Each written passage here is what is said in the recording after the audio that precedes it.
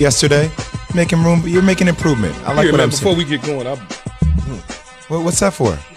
My ankles are good. I already lotioned up this morning. take them. Come on, man. Hey, my ankles are always on. They're always on point. You might still want to put some more on there, especially on the back half of that one right there. They can't see the back half. No, look. They can't see the back half. I can't. Look at that. Oh, yeah. That right there, right between the Achilles. That's a little blotchy. Yeah. You're right. Let me go. He got to look like he's been rolling around in flour. Ashy Larry. I had to do it. Ashy Larry is what they call me. I'm like, jeez, man. Let me see yours. Put them out there. Mine's straight. You ain't got to worry about Not today. Typically, though, you be coming in with the Jesus sandals. I keep telling you, I got that pretty black, man. You ain't got to worry about me. Keep telling you. Skin is flawless, baby. You got problems, man. I'm wearing socks, so there's nowhere to go for me. Okay. So we were talking about being on point. The question is, are the Jets on point with their future with Sam Darnold? Are the Browns on point in their future with Baker Mayfield? They were obviously both drafted in the same draft, 2018. Baker, as you know, went 1, and Sam Darnold went 3. They have to have the ability to pick up the 5th-year option, essentially, on both of these guys by next May. In May, we'll have that determination, and we have to wait to see what both teams are going to do at the most important position. They're banking on these guys being the future of the franchise. Let's first hear from Jets general manager Joe Douglas, who did not draft Sam Darnold, on the Michael Kay Show on 98.7 ESPN in New York. For those that say Sam Darnold might have a murky future in New York, Douglas squashing that immediately. I think Sam is the quarterback of the future, so I'm not going to put that on the next 8 games. I think everything in the next 8 games is going to be on progress from our young guys, progress from our veteran guys, progress from everybody. You know, we need to do everything better. We need to do simple better. So that's the focus over the next 8 games. Okay, now that seemed pretty definitive. If I'm Sam Darnold listening to that, I feel pretty darn good. Sam shows up on the Michael Kay Show, and when Joe Douglas shows up on the Michael Kay Show saying that about Sam, he's got to feel good. Here's Andrew Berry, who at the age of 32 earlier this year was hired as the general manager of the Cleveland Browns, the youngest general manager in NFL history, had a little history with Cleveland there in 2016 through 18, which means he was there for the 0-16 and 1-15 debacle. So he's kind of seen the organization move in the right direction from being at an absolute low point. Here's Andrew Berry when asked about committing to Baker Mayfield long-term. Honestly, I really don't get too caught up in that type of narrative. You know, all I know is that I think Baker has played well and he's done a nice job during these first 8 weeks. He's allowed us to play winning football. We've had winning football from that position. Expect him to keep doing that over the second half of the year. And, you know, look, we're going to be in a good place, you know, as a team and organization if that's the case.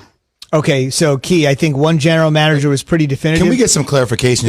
So was that the exact question that was asked? Was he asked if he's committing to Baker Mayfield over the next couple of years, just for context purposes? Are we not sure? Fellas, what do we got back there on that? Let's just assume that is what we're talking about. Okay. All right. Let's assume that. So Joe Douglas pretty definitive on Sam Darnold. And I don't think Andrew Berry was very definitive there on Baker Mayfield. Well, first of all, I like Andrew Berry, young, talented, up-and-coming executive in the National Football League. And he knows how to dance. He's a Harvard guy, so he knows how to wiggle room, right? First of all, he says he doesn't get involved in those type of narrative. Well, it's not really a narrative. It's simple and plain and clean. If you listen to what he said, he clearly hopes that things continue to move like they have been moving for the first 8 games. With that being said, to me, how I take it is if it doesn't go that way, then you're not going to make the playoffs. So therefore, come the springtime in the offseason, when you have to pick up Baker Mayfield's option, 5th-year option, you probably are not going to pick it up.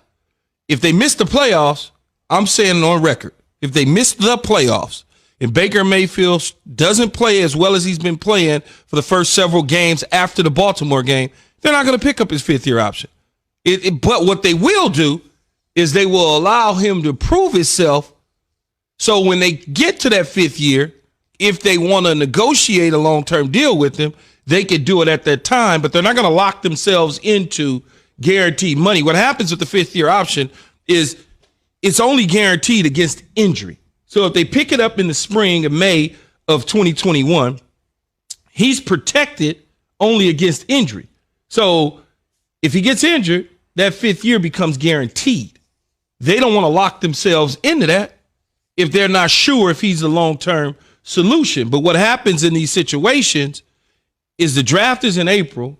Depending on where you fall in the draft, depending on what quarterbacks is there, how you set your board, the way that you're thinking, who you're seeing in the springtime when you go to work guys out, all that helps make that determination on whether or not you want to pick up that 5th year option. Joe Douglas sounds like, okay, yeah, he's our future. There was no, I don't want to get into the narratives. It was just simple, Sam Darnold's our future, and we moving forward. That's what the way I took from both of those guys. So it's time for Straight Talk, brought to you by Straight Talk Wireless. Let's get straight to the point on the date of 2021, which is important, which is to say that if they have to make the decision in May, obviously free agency will happen before that. Yeah. And obviously the draft will happen before that. Yeah. So they do have some options to think about before that decision in May of 2021 comes about, because free agency will hit in March, the draft will hit in April, and Andrew Berry, 32 years old, one of 2 black GMs in the National Football League, he'll be able to see things from a much wider lens. It's difficult to do right now. We're in the midst of the season, but when they have to make that determination, a couple of very important dates will have passed. But if you're looking for which statement is more definitive, neither statement is definitive. I mean, it's... How not, though, Jay? Because nothing is locked. Nothing is guaranteed. The man said that's my future. That's fine. He said that now. That doesn't mean he's going to say that in 2 months from now. See, I personally have never heard a general manager or anybody say he's my future and then look up and lie in New York City where they're going to kill you if you say that to them and then you try to walk it back. Key, we can't remember what people said 2 days ago. Yet alone, you think. I will remember a statement where something like that. So let me give you exactly what he said. I think Sam is the QB of the future, but everything also in the next 8 games is about progress. So here's my thing: if the Jets do not show progress, and we find out that they're 0-16, and you get a chance, say Justin Fields blows up or Trevor Lawrence blows up, I know you have your opinion about what you think the Jets should do.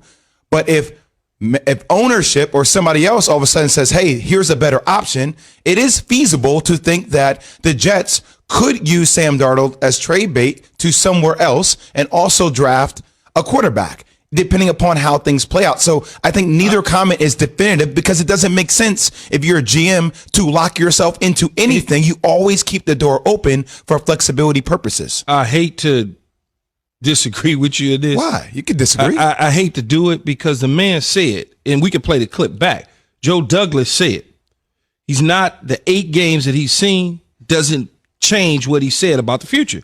Evan, can you play that back? Yeah, Key, wait. I'm just saying. So now we're taking everybody on face value now. I'm going to You're telling me we live in a world now where, because somebody says Joe it, Douglas, okay, the general manager of the New York Jets, November 5th, he said, it came out of his mouth, not mine. That's fine. I don't mind. A lot of stuff comes out of people's mouths. Doesn't mean that they can't turn around and have a different comment. We live in a world where people say something yesterday and then they say something different tomorrow. I'm talking about Joe Douglas. I'm not talking about somebody else. I'm talking about the general manager. People in general. I'm just talking about the general manager of the New York Jets. I'm not talking about somebody else in another organization. I'm not talking about somebody else in the world. I'm talking about Joe Douglas, the general manager of the New York Jets, said this. So let me pose this to you. Have you ever heard of inflating somebody up so their value can go up? Absolutely. So like my thing is, wait, hold on. So if I'm at a post presser and if I were a GM and somebody were asking me about my quarterback, I would say something positive about my quarterback, even if I didn't like my quarterback, because I would want to prop him up. This way, when any other GM came to me with an option for what a trade value could be, I'm going to put him in the best position to put my team in the best position to get the assets that I want. That's not what he did, Jay. But how do you know that? Because all he said was the future. He didn't say, we love Sam. Sam is playing, balling out. He didn't say that. He said, he's our future. Let's listen to the sound. I think Sam is the quarterback of the future, so I'm not going to put that on the next 8 games. I think everything in the next 8 games is going to be on progress from our young guys, progress from our veteran guys, progress from everybody. You know, we just need to do everything better. We need to do simple better. So that's the focus over the next 8 games. I'm not putting everything into the next 8 games. He's our future. That's all I'm saying. But Key, I hear what you're saying. Everybody has a different style on how they approach this. So Andrew Berry can say, I don't get into narratives. That's his style.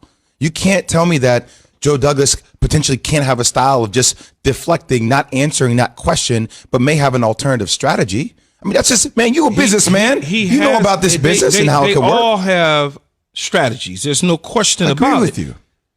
But he likes Sam. The man said it. The man said it. All I'm saying is what he said, Zubin. That's all I'm saying. It came out of his mouth, not out of mine. But can you I'm not arguing with, can you understand my reasoning, Key? I understand what you're trying to say. I get it. Can you say it's feasible? In some way out there in the world, it's feasible. No, I can't say that. No. So you're saying 100% definitively, there's no way they do anything with Sam Darnold. If somebody came to them, just like anybody in the league, they come to him and you wow him with a crazy offer, then of course he's going to look at that. That's just part of it. So you agree with me? But no, I don't agree with you. What I'm saying is that if they come to him, hey, we're going to give you 2 1s and a 2. Well, he'll be a damn fool not to take it. Key, if there's a quarterback available, but they're not going to come to him with that type of offer. So therefore, he knows that Sam is the future. All he has to do is fix the coach. That's it. It's funny to me when we went with the top 5 receiver comment, you prefaced your whole comment by saying semantics, nuances. And so you make that narrative applicable to your top 5 receiver conversation, but now you're not making semantics or nuances applicable to this scenario. Because that's this life, Keyshawn. Just said Sam Darnold's his future. What the hell is he listening to? So what? Come on, Go man. Diana, man. Straight Talk Wireless, no contract, no comp.